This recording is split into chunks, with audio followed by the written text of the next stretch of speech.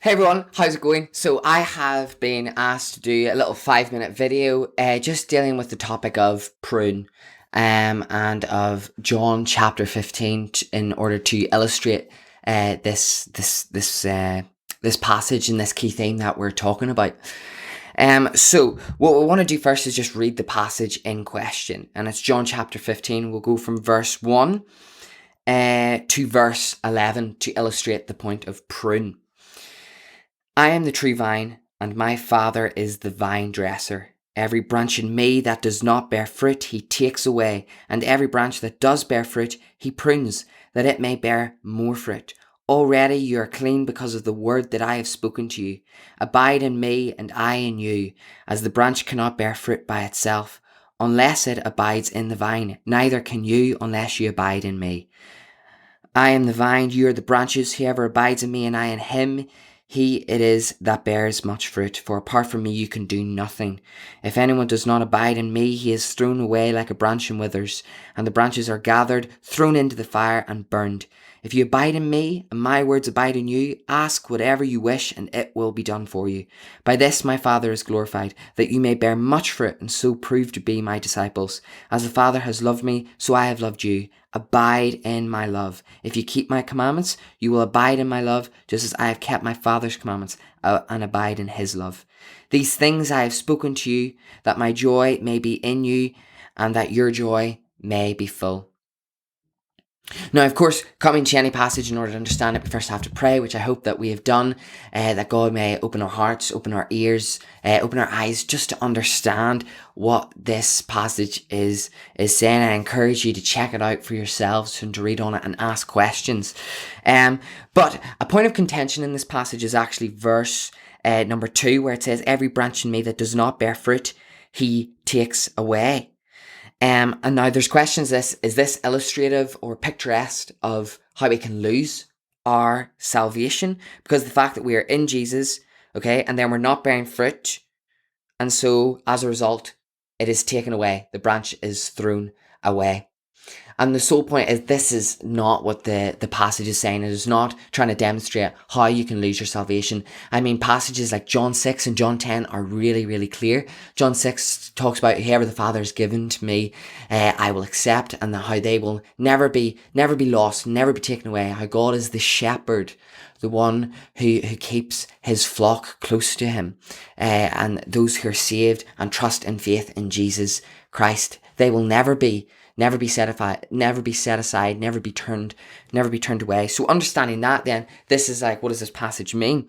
And in order to understand verse 2, you have to look at the rest of the passage in order to truly understand the passage and the point of prune. Verse 6 says, if anyone does not abide in me, he is thrown away like a branch and withers, and the branches are gathered, thrown into the fire, and burned. See, in verse 2, the whole point of how the branches, the reason why they're not bearing fruit is because they were never actually in the vine. Because if you're in the vine is Jesus Christ. And if you're in the vine, then inevitably what will happen is fruit will come. It's guaranteed. If the Holy Spirit resides within you, if you have a relationship with God, then as a result, fruit will come forth. And so what is happening here, the fact that these branches are not bringing forth fruit, they are part of what verse number 6 is saying. The reasons why these branches are not bearing fruit is because they're not abiding in Jesus. They never were. They never were abiding with Jesus. They never were bearing any fruit. And because of that, these are branches that are then thrown away. It's about those who reject Jesus. They do not walk in what Jesus has commanded. They do not obey. And in order to understand this fully, we need to understand the context. In Matthew 21, it talks about when Jesus is talking to the Pharisees and the Sadducees, he says how the kingdom will be taken from you. Now, these are the very same people, the Pharisees and the Sadducees, who are supposed to be the holies of holies. They were saying that they were in the vine. Metaphorically, they trusted God, and they were doing all of these amazing works and things to demonstrate that. However, they were not. The kingdom was taken from them. And the whole point was not because they were saved and now they're not. The whole point, they were never in the vine. These works, these rituals, legalism meant absolutely nothing without an actual intimate relationship with God. And so that is one example of the context that Jesus is talking about. Here, where he is saying about those who do not abide in the vine will not bear fruit.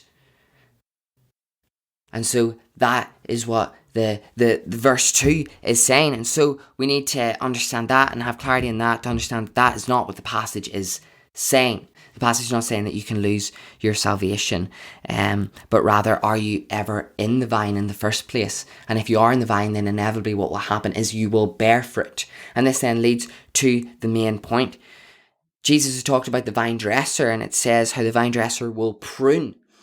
And if you think in that time, there was loads of vineyards around in that time, and those who would prune, the vine dresser would come and would prune and take away all these branches that were bearing fruit, would refine them, would make them better, so that they could flourish, more. And God is the vine dresser in this question, and he is pruning us.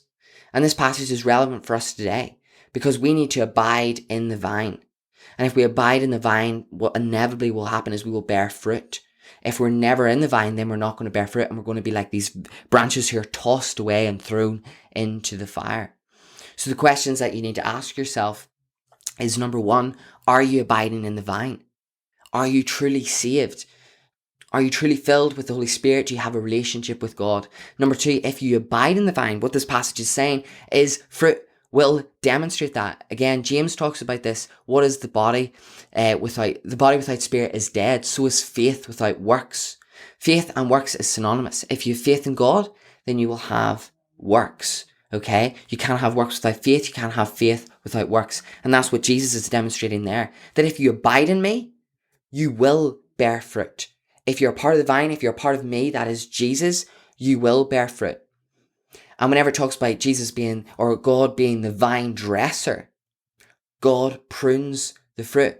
Again, I myself in my relationship with God, I am in the vine, and I've seen in my life that I am bearing fruit solely because of what God has done. And that's what it's saying in this passage. It also says that we can do nothing of ourselves. That is all God. So even whenever I do bear fruit, and those works are reflective of my faith for other people to see, it's not me who gets the glory, it's God.